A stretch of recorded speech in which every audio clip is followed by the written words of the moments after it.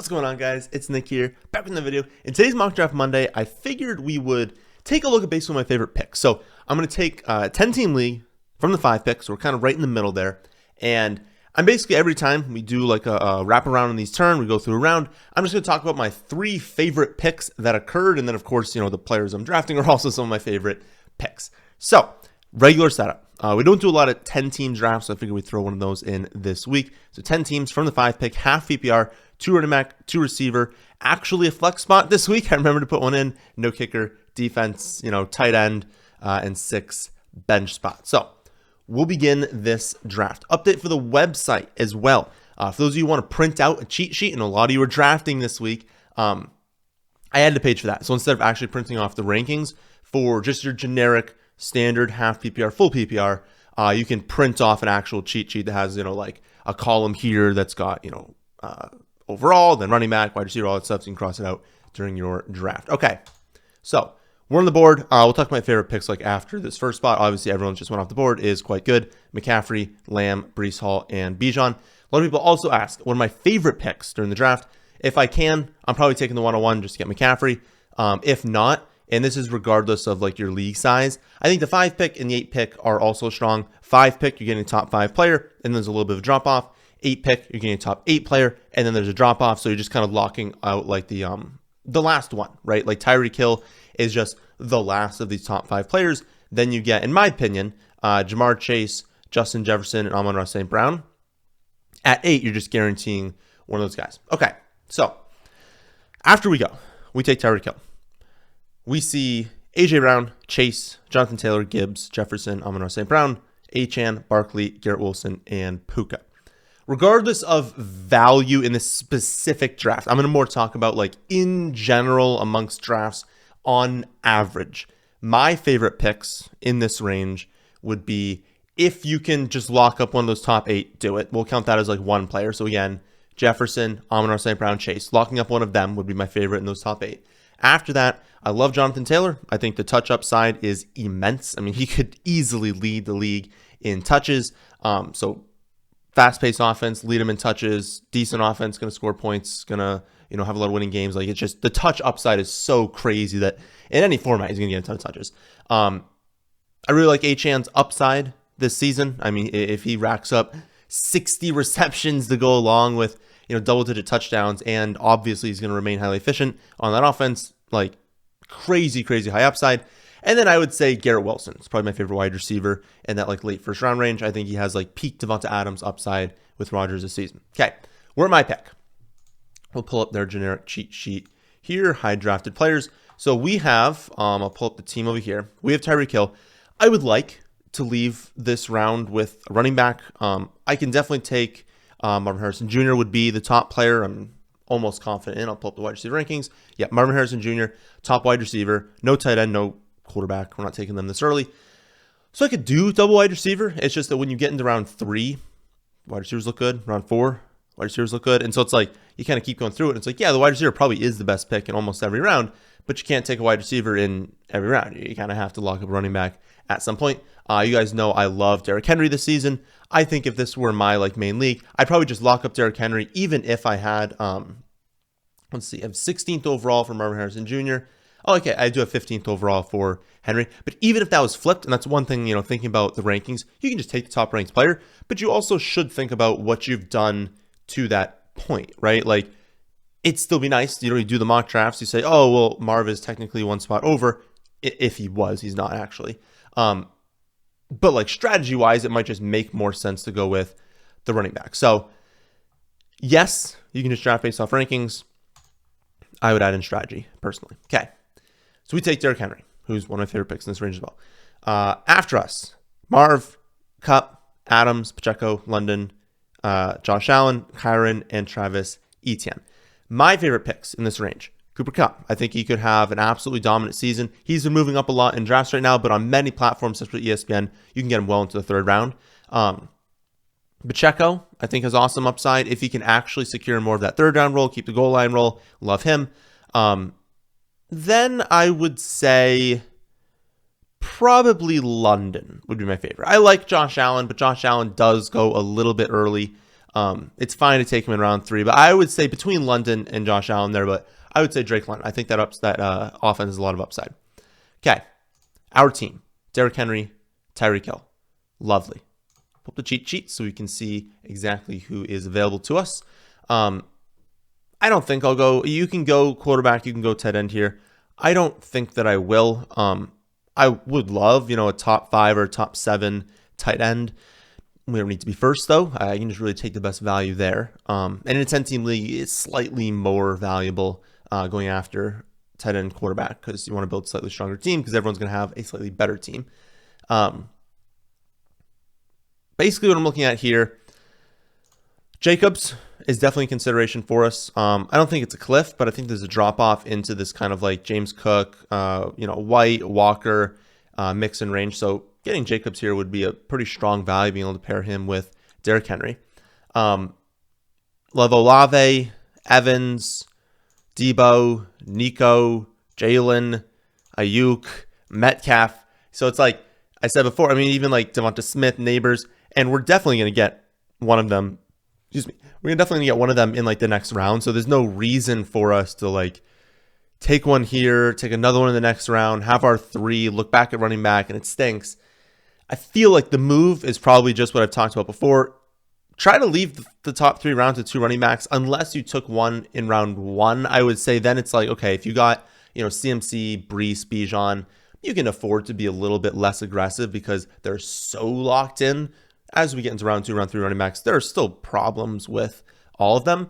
So I think taking Jacobs here makes a lot of sense. We'll still get one of these wide receivers we love in the next round, and we'll have a very, very strong start to the draft. And then maybe we can look at tight end, maybe look at quarterback, seeing what's available after that. Just like a very safe build for us here. So let us go to running back, and let's take Josh Jacobs there. Okay, after us, Mixon, White, Ayuk, Pittman, Laporta, Cook, Olave, Mahomes, Ken Walker, and Kelsey. Among that, I would say my favorite here.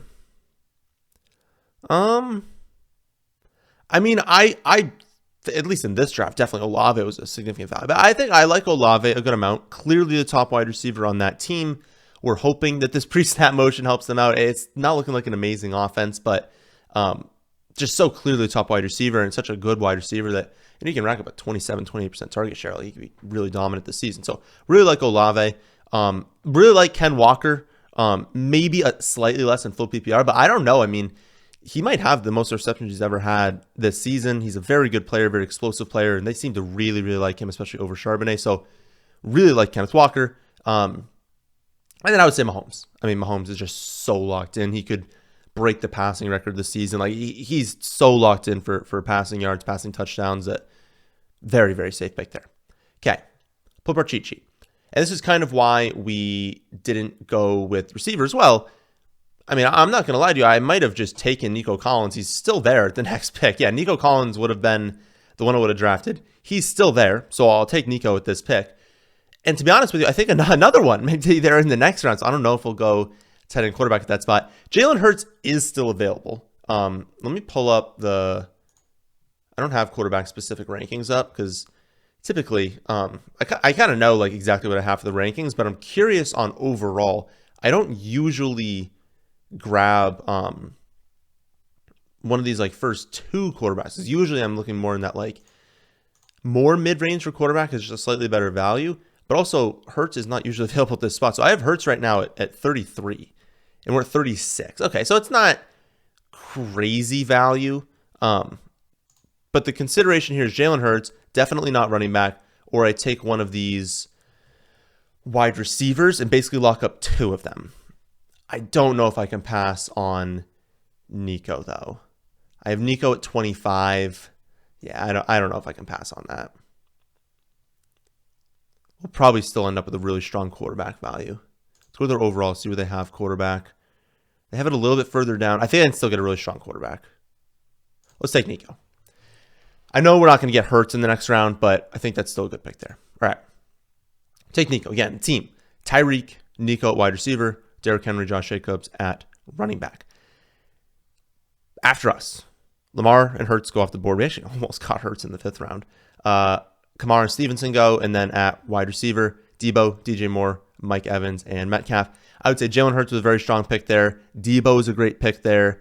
And I would say Mike Evans. Like, Mike Evans just consistently going to get you 1,000 yards and like 10 touchdowns. Probably going to happen again this season. Also possesses week winning upside, where he has that upside like Tyreek Hill. Like, we want players who are capable of like 150 multiple scores. They can just win you the week on their own because everyone has a low floor, especially wide receiver position. And really running back position as well. Really all positions have a lower floor than people like to admit, even the studs. Okay. So, pull up the cheat sheet. One more starred player, and that is Jalen Waddle. I have Jalen Waddle 30th. He is the top ranked wide receiver. But like still, Devonta Smith's a great pick here. Malik Neighbors a great pick here. I would say there's somewhat of a drop off after that. Let's pull up our actual team here. Okay. Andrews, McBride, still on the board. Let's pull up the specific rankings there. So I said 30th overall for Jalen Waddle. Great pick. I mean, okay, though. We already have Hill. So that would make me a little bit hesitant taking Waddle and Hill. You can do it. It's fine. Kind of hurts you in the weeks that they run for 5 or 6 touchdowns, which is like a unique thing to Miami. I have Mark Andrews at 44. We're at 45. So he's a very strong pick at this spot. If I were to make 10-team rankings, my guess is he would go up to, like if I pulled up the custom rankings, which you can do, my guess is he would go up a few spots. Quarterback, not a better value. So I would say Mark Andrews, or we go with wide receiver. But yeah, if I didn't have Tyreek Hill, I would probably go with Jalen Waddle.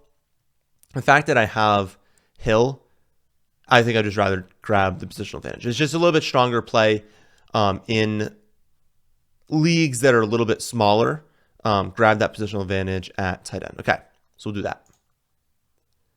After we go, Richardson off the board, AR. McBride goes. At running back, a lot of running backs go. So Montgomery, Jonathan Williams, James Conner, Aaron Jones, Amir White. And then we got 3 wide receivers, Waddle, Stephon Diggs, and Devonta Smith. So we're in the 6th round. Tight end, we don't even need to consider. I can just exit out of those rankings. Pull up the cheat sheet. I don't think we'll go with wide receiver. I mean, Stroud, Kyler, Burrow, Dak, Love, Daniels. That makes up the top 7 that I would definitely want one of them, but we kind of missed out on. I mean, there's a relatively clear top end for quarterback. I would throw Richardson out of that clear top end. I would say like the clear top 4 are Hurts, Allen, Mahomes, Lamar. I think that's just very obvious. Missing out on them. You kind of have a tier of AR and Stroud, then a little bit of a drop off into like Kyler, and then a drop off again into like that Burrow, Love, Dak, Daniels range. So you could go with Stroud here, but I mean, I have him at 59, we're at 56. Fine, but Malik Neighbors is a way better pick at this spot. And the fact that we missed out on Waddle the last time, I just think Neighbors is just like so obvious for us to take here. I have Neighbors 31st overall, and we're for 56. Like, that's just such an amazing value. Relatively easy to take that one. I didn't talk about my favorite picks at that last spot, so we'll talk about my 6 favorite picks that happened after the Mark Andrews pick. I would say, warming up to Javonte Williams, but he wouldn't be in my favorite there. I'd say Anthony Richardson, Devonta Smith, and Jalen Waddle would have been my favorites on that first one. And then after we just took Malik Neighbors, my favorite picks that went there are Dalton Kincaid, Chris Godwin, and I would say Terry McLaurin. Other picks that were good, Kyler, Keenan Allen were good picks. Then the running backs were like fine. None of them stand out, but Swift, Najee, and Pollard also went off the board. Okay. We're at 7. We'll pull up our team. Starting lineup's done. So starting lineup, well, actually, besides quarterback. We need quarterback still. But starting lineup right now is missing quarterback, and then Derrick Henry, Josh Jacobs, Tyreek Hill, Nico Collins, Mark Andrews, and Malik Neighbors. Love it. Love that starting unit. Definitely considering Stroud here, though. So we considered Stroud at the last pick. We said it was a few picks worse of value. But, I mean, again, I said there was kind of a drop-off after this. So Stroud, definitely an option. Running back, no one's standing out right now. There's good picks, definitely, that I might want at my next pick, but no one stands out right now. Totally fine with Mostert, but Mostert, Brian Robinson, Singletary, Warren's getting that fine. Seems like he's going to be healthy to start the year. But Spears, Jonathan Brooks, Chase Brown, Jerome Ford, I'm definitely going to want one of those players I just mentioned, but there's enough of them where I can definitely get one at the next pick. Cooper, T, Pickens, Dell, Rice, Flowers, Ridley, Deontay, that range as well. I'm thinking we go Stroud. Then we see what's most likely between running back and wide receiver to be still there among the players I just clicked at the next round, and we try and get one of each. So we get Stroud, one of the running backs I just said, one of the wide receivers we just said. That would be a very strong start to this draft. So let's take CJ Stroud. And then, okay, it looks like it's more likely that a running back will be there at the next pick. So I'll take the top wide receiver, and then I'll tell you the favorite pick still. Top wide receiver is going to be Flowers just ahead of Pickens. It's very, very close between those two. I would be fine taking Pickens here, though, if we don't think Ayuk's going to be traded to the Steelers, and we think Pickens is going to be by far their most targeted player. There's so much upside in a guy that can have a 28% target share. Like, that's kind of what you're looking for in general mid rounds, is like, can I identify players who can just explode, can just be by far the best player on their team? They can be hyper focusing on every week. They're getting 8, 9 targets. Pickens' targets will come deep downfield, but he's going to work a little bit more short area this season as well. Like, he is by a mile. Like, Van Jefferson's their number 2. Calvin Austin. Like, it makes sense they're going after Brandon Ayuk because they need another player to actually be a good team. But if they don't get him, if he re-signs with the 49ers, my goodness, the upside there is significant. With Flowers, the upside's only so high. Like, he's a very, very safe pick, a very strong pick. How much of a ceiling could he have? And also, I have Mark Andrews, so I'd prefer Mark Andrews to have the really good season. So I actually think I'd go with Pickens at this pick. We take Pickens, and I think one of these running backs will be there. So we do that. And then Jonathan Brooks is there. Amazing. Okay. So this is a beautiful start to this draft. Again, I'll pull up the draft board and we'll talk about these picks here. I wish they could allow you to move this top part out. I don't need all this space up here because now you guys can't see the bottom part. But the team so far, and then I'll talk about the players I liked. Tyreek Hill. Actually, I can pull up the side here. So you can still see it over there. Okay, so you don't need to see the whole board. So we took Stroud, Pickens, and Jonathan Brooks in these last few. So the team, I can't do that either. Okay. The team is Stroud, Henry, Jacobs, Tyreek Hill, Nico, Mark Andrews, Neighbors, and then the bench, Pickens and Jonathan Brooks. We have 4 wide receivers. We have 3 running backs, tight end, quarterback. We feel good about this start. Okay. After I guess it would be the Stroud pick. I think it was the last time I didn't mention. Yeah. Okay. So after Stroud, my 9 favorite picks. Jordan Love. Love Jordan Love this season. Very safe pick. We know the production's going to be there. Maybe it doesn't have top 3 upside, but definitely top 5 upside. He just did last season. His situation's way better this year. Rashee Rice is going to rack up a ton of receptions for Kansas City. Great upside there. Tank Dell, love him. Chase Brown could be the 1A in Cincy. Honestly, Flowers at that spot. Even I took Pickens, but Flowers at that spot was still a great value as well. Calvin Ridley, could be the number 1 on top 5 passing offense for volume, not efficiency. We'll see with Will Levis. I love Devin Singletary, could be a feature back, even if it's on the Giants, still a feature back this late. Deontay Johnson going to rack up a ton of receptions. Tyjae Spears was picked before me. He could be the 1A in Tennessee, but it's looking like Pollard's going to start the season as 1A. I took Jonathan Brooks, who I love. After that, Christian Watson, I love his upside this season. Going to be tough if you've got Jaden Reed, Christian Watson, Dobbs, Wicks. Who's it going to be this week? You never really know. You got to kind of start probably all of them, but you don't know who's going to go off. Hollywood, once he gets healthy, is going to have a ton of upside in Kansas City.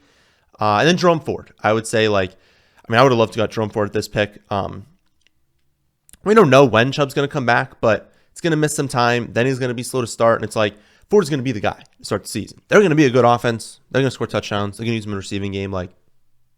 Where he's going right now is a great, great, great value. Okay. So we're even. We have our quarterback. We have our tight end. We're not going to take another one. We've got 4 bench spots and a defense left, we're probably just going to split running back and receiver. We're not like overpowering either one. We're just going to kind of alternate, or if we took 2, we'll take 2 after that.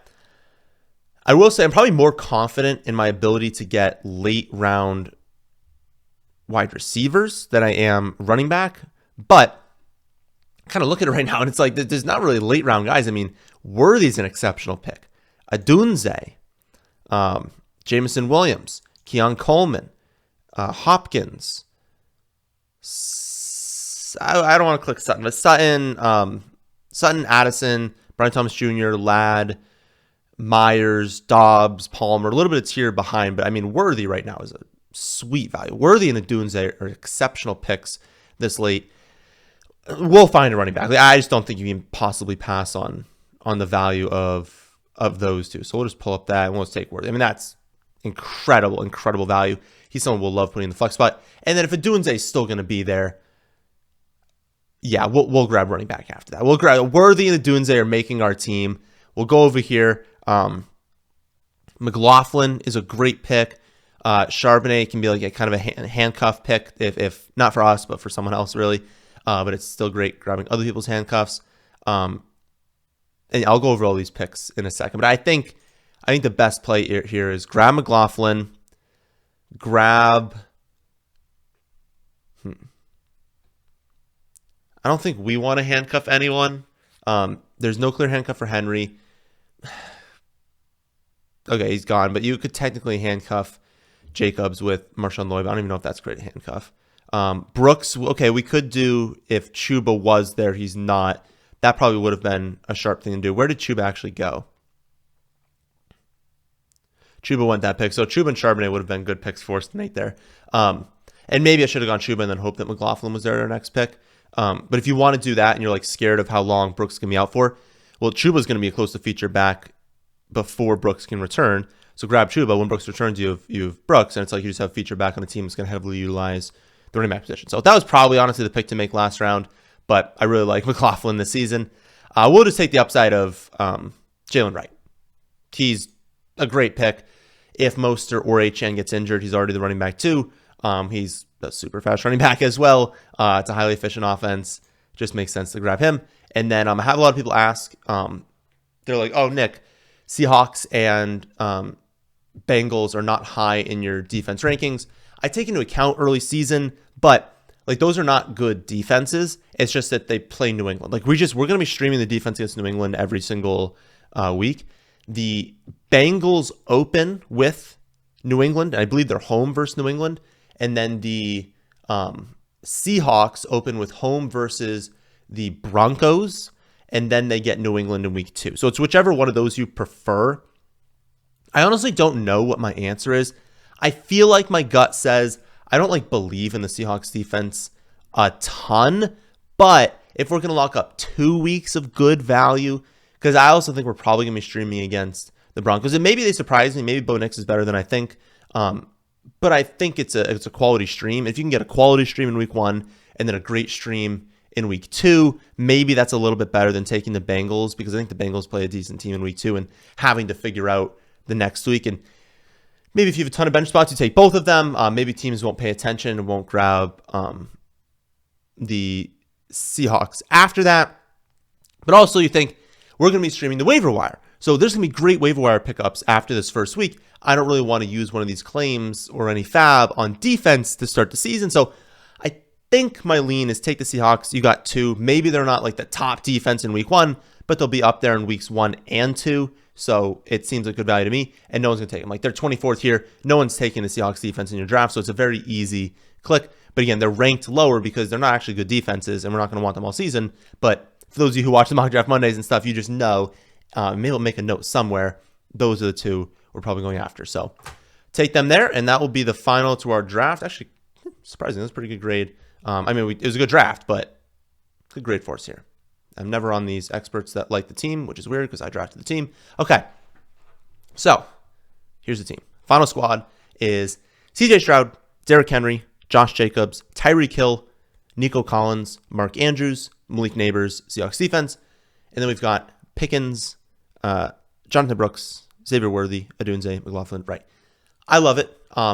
And it's also something I don't mention a ton. You want to have a good mixture of these young players and these players that are going to perform right away. We know Stroud's going to be good. Henry, Jacobs, Hill, Nico, Andrews. We're not worried about having slow starts because they're young players. Neighbors, maybe, but honestly, he's probably going to be a 30% target share to open the season, so not too worried. But look at the bench. Brooks, slow start. Worthy, maybe a slow start. We don't kind of know because he has that boost from the Hollywood injury, but maybe a slow start. Adunze, potentially a slower start than London season. McLaughlin, kind of figuring out that role. We don't know 100%. Jaden Wright, definitely a slower start. So it's like my bench has these young players who will start slow, but I don't need them right away. So that's what you kind of want to shift your focus on. I talked about it in like a video a very long time ago of like, do you target youth? Do you target established players? To start the draft, you target established players, in my opinion.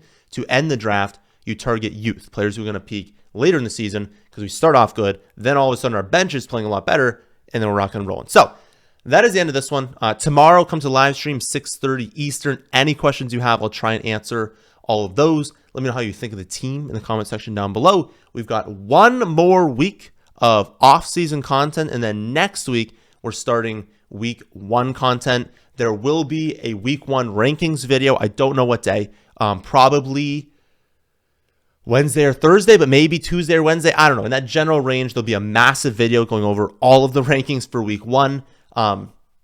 There'll be a picks video for Pick'em for Underdog, but there will not be a waiver wire video. People try and like get a ton of views on that for YouTube, but it's not worth it. No waiver wire video, no trade video. Don't do trades before week 1. Like just see how week 1 goes.